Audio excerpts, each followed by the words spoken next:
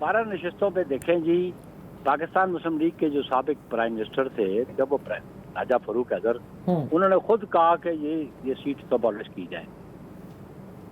تو ہم تو چاہیں گے کہ جو جس ایوان کو اختیار ہے اس ایوان میں یہ بات کی جائے، اور اس ایوان میں جو امینڈمنٹ کا طریقہ ہے انٹرم کانسٹیٹیوشن اس کے مطابق عمل درآمد کیا جائے.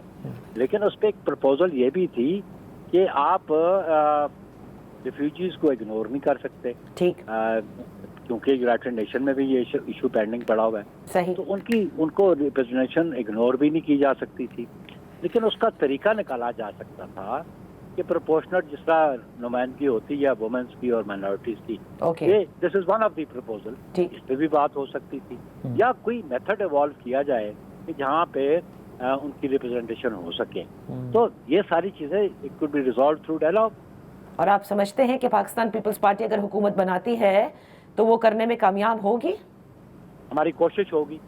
ٹھیک، ہماری کوشش انسان کرتا نہیں، ہماری کوشش ہوگی تو اچھا بخاری صاحب، اب یہ مجھے بتائیے گا کہ کیونکہ گلگت بلتستان میں بھی آپ نے ظاہر ہے پاکستان پیپلز پارٹی کی حکومت بنی ہے، اس میں آئی پی پی کا بھی ایک اہم فیکٹر ہمیں نظر آیا، ان کے ساتھ آپ نے ظاہر ہے ملے بھی ہیں اور ان کے ساتھ مل کر بنائیے. کیا آئی پی پی اتنا ہی اہم آپ کو آزاد کشمیر میں بھی نظر آ رہا ہے؟ Let's see, it depends upon the results. کیونکہ آئی پی پی نے کنٹیسٹ کیا تھا الیکشن میں، لیکن جنرل سیٹس وہ کوئی اپنے پلیٹ فارم سے نہیں حاصل کر سکے. بعد میں ان کے پاس جوائننگ جو ہوئی، وہ انڈیپینڈنس جو جیتے انہوں نے آئی پی پی کو جوائن کیا. تو یہ تو ڈیپینڈ کرتا ہے اب کتنی پذیرائی ملتی ہے ان کو آزاد کشمیر کے انتخابات میں. تو یہ پھر سارا سلسلہ تب سامنے آئے گا جب ریزلٹس آئیں گے. تو جب وہ پولیٹیکل پارٹیز کی اسٹرینتھ کیا ہوتی ہے آزاد کشمیر اسمبلی میں، پھر اس کے مطابق نیگوسیشنز ہوگی. اس کے بعد ہم آپ سے ضرور بات کریں گے. اچھا، لیکن بخاری صاحب جاتے جاتے یہ بتا کے جائیے کہ جلسے میں بلاول بھٹو زرداری صاحب نے ریاست پاکستان کے لیے بھی کہا کہ جب ریاست امریکہ اور ایران کے درمیان مذاکرات کرا سکتی ہے تو میرا کشمیر بند ہے، اس کو کیوں نہیں کھلوایا جا رہا. اور پھر انہوں نے ریکویسٹ کی ریاست سے بھی اور حکومت سے بھی. تو اس پر بھی جو وفاقی حکومت ہے وہ کہتی ہے کشمیر کھلا ہے، تبھی تو بلاول بھٹو زرداری صاحب نے جلسہ کیا، تبھی تو وہاں لوگ پہنچے، تبھی تو وہ براہ راست سب جگہ دکھایا گیا. بند کہیں نہیں ہے، وہ کچھ دنوں کے لیے، کچھ وقت کے لیے انٹرنیٹ کو بند کیا گیا بیکاز فیک جو سوشل میڈیا پہ فیک خبریں جو پھیلائی جا رہی تھیں اس کی روک تھام کے لیے.